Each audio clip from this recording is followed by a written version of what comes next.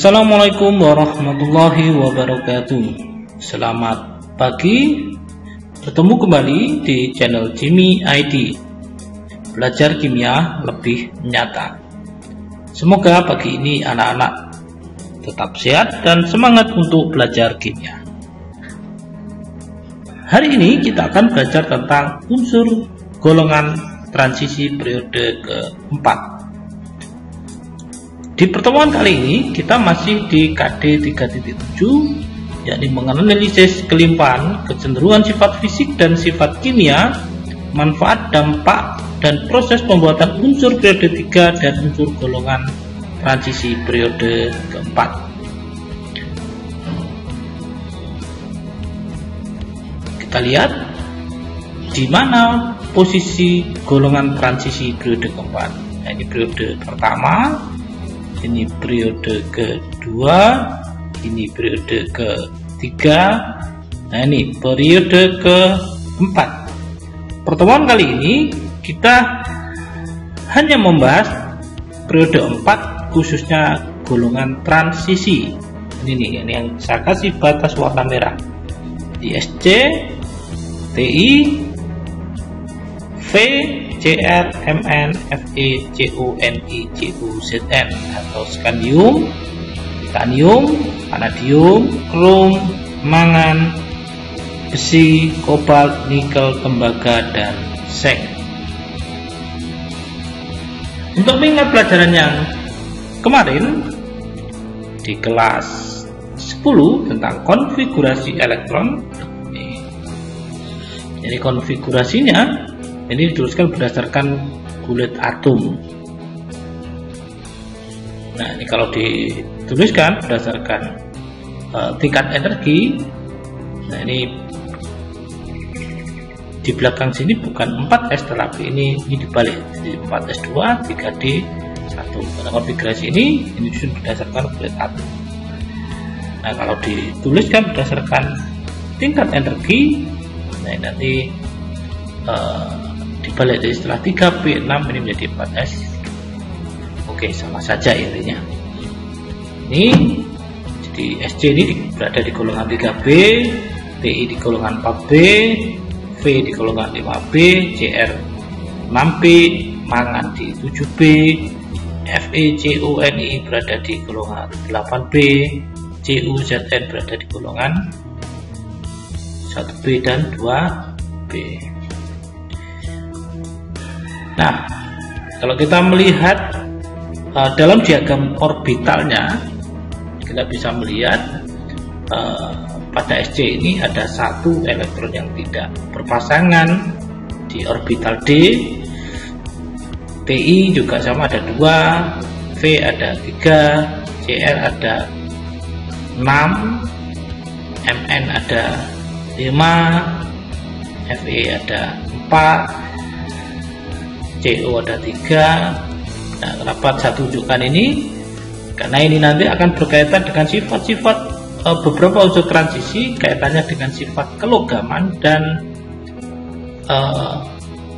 kenapa unsur transisi ini memiliki warna atau berwarna dalam bentuk ion ataupun senyawaannya.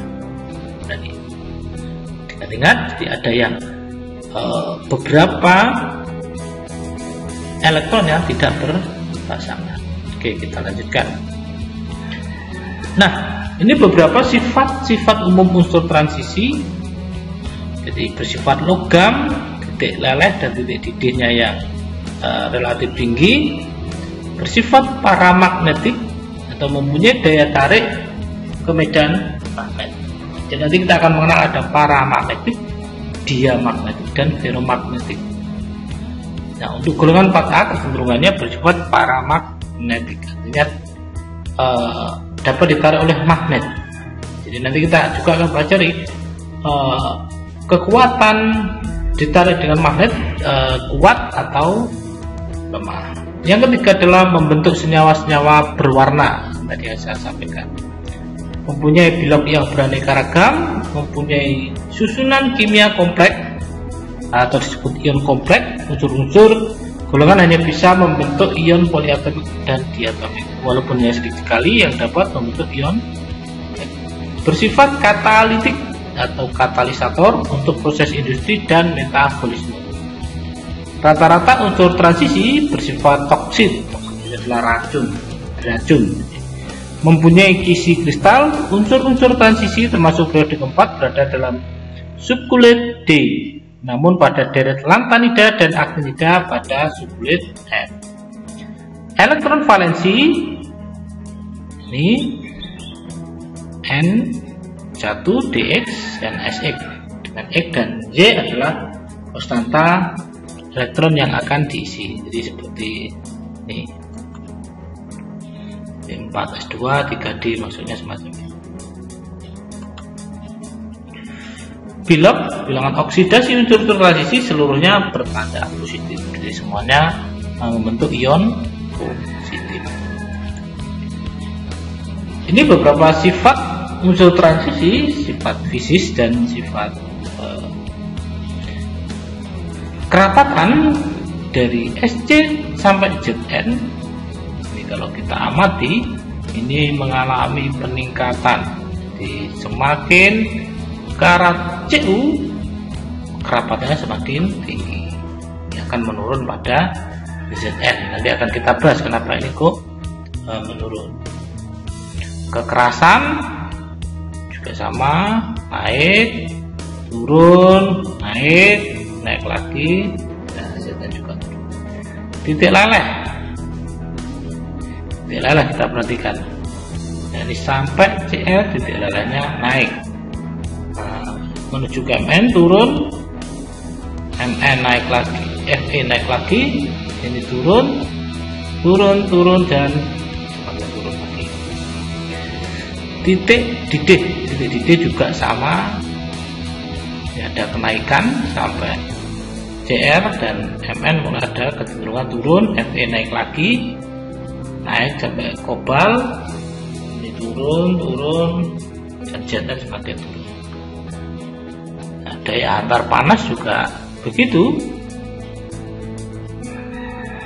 Nah, ini naik, Mn turun, besi naik lagi, Co naik, turun, ini naik, ini turun lagi. Ini daya antar listrik.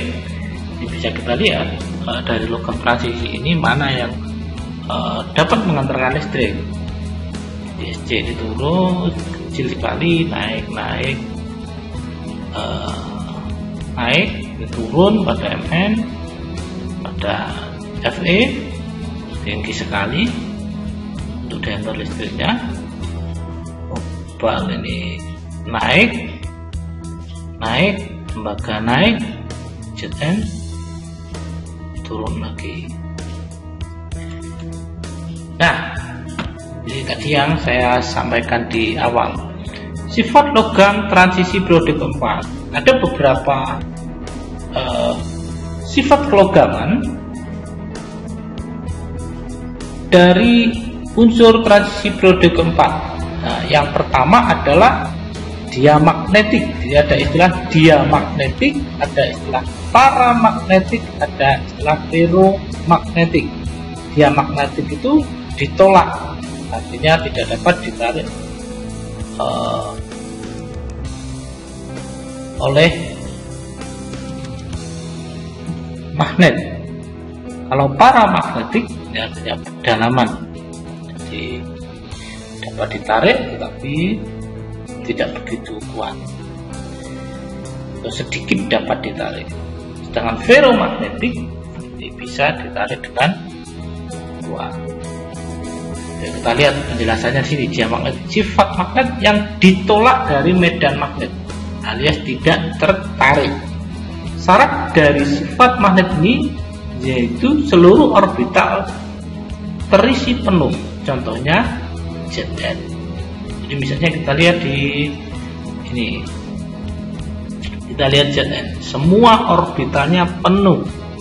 Kenapa Zn tidak dapat ditarik oleh medan magnet? Oke, bisa. Selanjutnya paramagnetik, sifat magnet yang sedikit ditarik ke medan listrik. Syaratnya hanya satu elektron yang tidak berpasangan. Nah, kita lihat SC tadi. Ini satu tidak berpasangan di orbital D.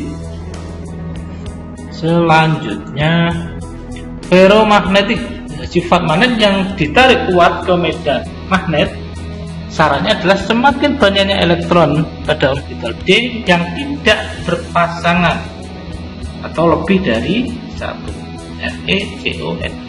Kita perhatikan. Ini yang tidak berpasangan kan?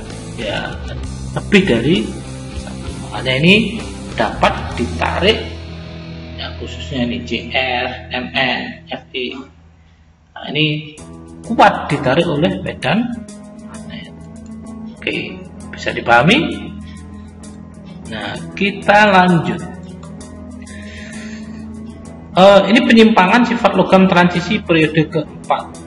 Tadi saya sampaikan di Zn ini ada beberapa penyimpangan. Jadi penyimpangan tersebut terjadi pada unsur Zn atau zinc. Sebenarnya para ahli masih bingung untuk masukkan Zn dalam golongan transisi karena beberapa hal. Namun sebenarnya ada kemiripan sifat dengan unsur-unsur transisi lainnya sehingga Zn dimasukkan ke golongan transisi. Nah, apa saja penyimpangannya? Elektron valensi unsur Zn seluruhnya terisi penuh, sehingga penyimpangan dari kaidah golongan transisi rata-rata tidak terisi penuh. Zinc mempunyai titik leleh dan titik didih sangat jatuh dari Cu, artinya sangat jauh sekali dibandingkan tembaga, alias sangat kecil. Maksudnya transisi rata-rata transisi mempunyai titik leleh dan titik didih yang tinggi. Zinc tidak berwarna sekalipun dalam bentuk ion Zn2+. Nah, kenyataannya unsur transisi rata-rata berwarna khas dikarenakan elektron valensi zinc adalah 4s 0 dan 3d.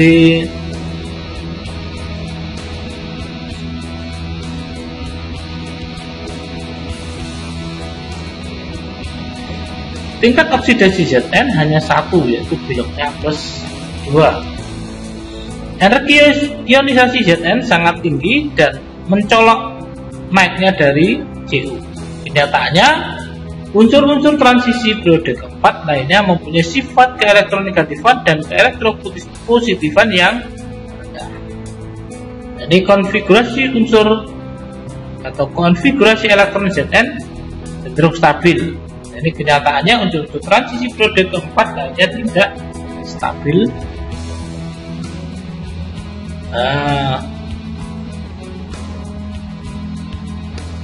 Ini mau diperhatikan. Jadi unsur-unsur periode keempat ini rata-rata mempunyai lebih dari satu bilangan oksidasi, kecuali Zn dan.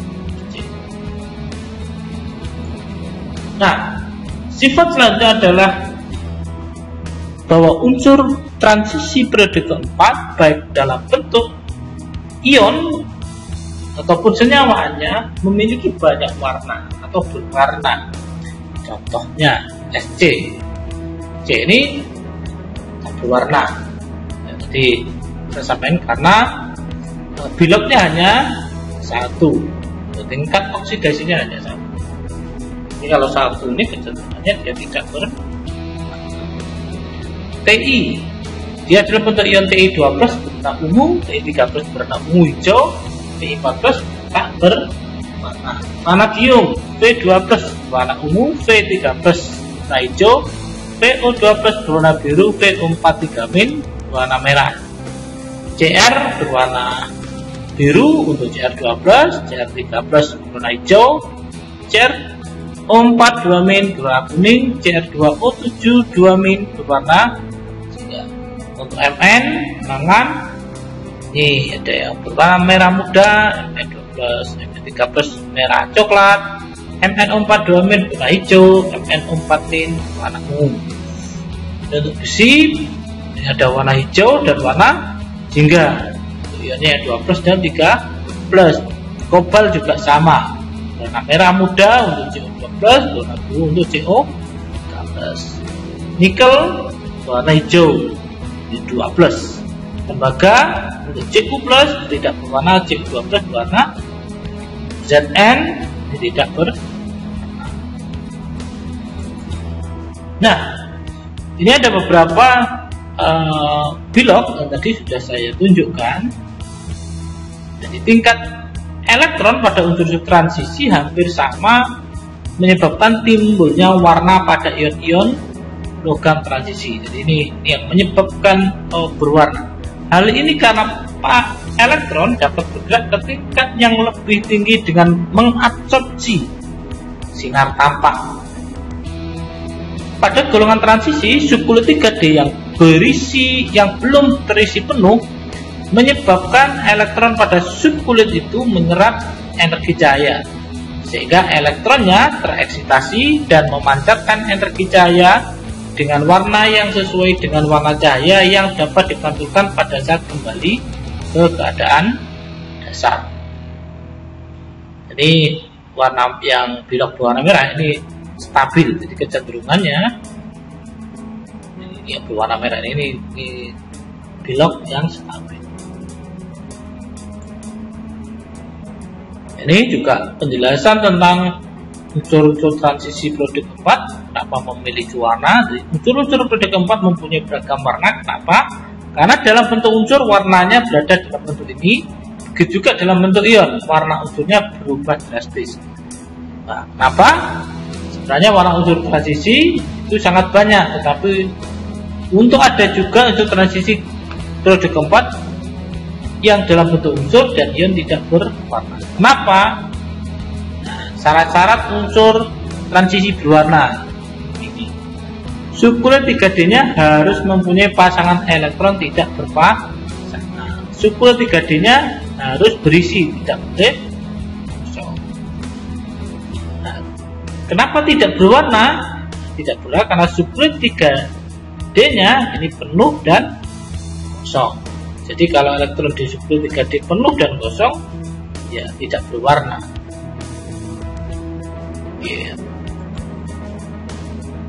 Ini subkulitnya ada yang penuh pada 3D.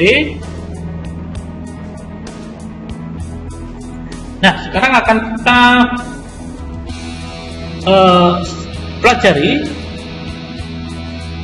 secara spesifik dari masing-masing anggota unsur transisi periode yang pertama adalah skandium. Nah, ini pertama. Skandium adalah unsur transisi yang lunak dan berwarna keperakan, dan yang pertama ditemukan pada mineral langka dari Skandinavia. Permukaan unsur ini akan berubah kekuningan atau merah muda bila terkena udara. Skandium mudah teroksidasi oleh udara dan mudah terbakar. Unsur ini bereaksi dengan air dengan membentuk gas hidrogen dan akan larut dalam asam. Nah, selanjutnya adalah titanium. Titanium adalah sebuah unsur kimia dalam tabel periodik, memiliki simbol Ti dan nomor atom 22. Unsur ini merupakan logam transisi ringan, kuat, berkilau, tahan korosi, termasuk tahan terhadap air laut, aqua regia atau air regia, dan klorin, dengan warna putih metalik keperakan. Vanadium. Vanadium adalah salah satu unsur kimia dalam tabel periodik yang memiliki lambang V dan nomor atom 23. Salah satu senyawa yang mengandung vanadium antaranya adalah vanadium pentaoksida. Kromium. Kromium merupakan logam tahan korosi, tahan karat, dan dapat dipoles menjadi mengkilat. Dengan sifat ini, krom banyak digunakan sebagai pelapis pada ornamen-ornamen bangunan, komponen kendaraan seperti knalpot sepeda motor, maupun sebagai pelapis perhiasan seperti emas yang dilapisi kromium. Emas yang dilapisi kromium ini lebih dikenal dengan sebutan emas putih. Perpaduan kromium dengan besi dan nikel menghasilkan baja tahan mangan. adalah kimia logam aktif abu-abu merah muda yang ditunjukkan pada simbol Mn dan nomor atom 25. Ini adalah elemen pertama di grup periode 7 dari tabel periodik. Mangan merupakan unsur yang dalam keadaan normal memiliki bentuk padat. Besi adalah logam yang dihasilkan dari biji besi dan jarang dijumpai dalam keadaan unsur bebas. Besi mempunyai simbol Fe dan nomor atom 26. Besi merupakan logam transisi yang berada pada golongan 4B dan periode 4. Kobalt adalah suatu unsur kimia dalam tabel periodik yang memiliki lambang Co dan nomor atom 27. Elemen ini biasanya hanya ditemukan dalam bentuk campuran di alam. Nikel adalah unsur kimia metalik dalam bentuk periodik yang memiliki simbol Ni dan nomor atom 28. Nikel mempunyai sifat lembek, tetapi jika dipadukan dengan besi, krom, dan logam lainnya dapat untuk baja tahan karat yang keras. Tembaga merupakan konduktor panas dan listrik yang baik. Selain itu, unsur ini memiliki korosi yang cepat sekali. Tembaga murni sifatnya halus dan lunak. Dengan permukaan berwarna jingga kemerahan, tembaga dicampurkan dengan timah untuk membuat perunggu. Seng atau zinc adalah satu mineral penting yang paling banyak ditemukan dalam tubuh kita. Secara alami, mineral ini ditemukan pada beberapa makanan dan juga tersedia dalam bentuk suplemen kesehatan. Tubuh kita memiliki 2-3 gram zinc atau sekitar 60% pada otot dan 30% pada dalam. Nah, sekarang kita lihat kegunaan unsur-unsur transisi. Nah, untuk skandium biasanya digunakan dalam lampu intensitas tinggi. Untuk titanium digunakan pada industri pesawat terbang dan industri kimia sebagai pemutih kertas, kaca, keramik, dan kosmetik. Vanadium digunakan sebagai katalis pada pembuatan asam sulfat. Untuk kromium digunakan sebagai penting logam-logam lainnya. Mangan, produksi baja, dan umumnya alloy mangan besi. Besi digunakan pada perangkat elektronik. Kalau kobalt digunakan untuk membuat aliansi logam. Nikel digunakan untuk melapisi logam supaya tahan karat untuk membuat monel. Dan tembaga digunakan pada alat elektronik dan perhiasan. Untuk seng digunakan sebagai bahan cat putih, antioksidan, dan pembuatan batu bed. Dan bahan untuk melapisi tabung gambar televisi. Ini tentang kegunaan unsur-unsur transisi. Selanjutnya adalah keberadaan unsur-unsur transisi periode keempat yang ada di Indonesia beserta mineralnya, SC. Ini biasanya ditemukan dalam mineral torfeidit. Jadi kalau di Indonesia tidak ditemukan untuk skandium. Untuk titanium pada rutil dan ilmenit. Vanadium pada vanadit. Kromit FeCr2O4 ini banyak ditemukan di Sulawesi Tengah dan Kalimantan Barat. Mineral ini. Untuk mangan ada pirolusит atau MnO2, hematit, magnetit. Ini juga bisa ditemui di Sulawesi, Kalimantan. Kalau mangan di Jakarta, Kalimantan, Sumatera Barat. Limonit, siderit, pirit di daerah Sumatera dan di Sulawesi. Untuk kobaltit, ya ini COSS ditemukan di Sulawesi Tengah. Untuk nikel di mineral pentlandit, garnerit, kalkopirit di Kalimantan Barat, Sulawesi Tengah, dan ada di Sulawesi Tengah. Sedangkan tembaga, malasit, mineralnya namanya denkalkosit, di Papua dan Sumatera Barat. Zn ini blend, kalamin, ZNS ditemukan di Sumatera Barat dan di Sulawesi. Inilah kenapa negara kita ini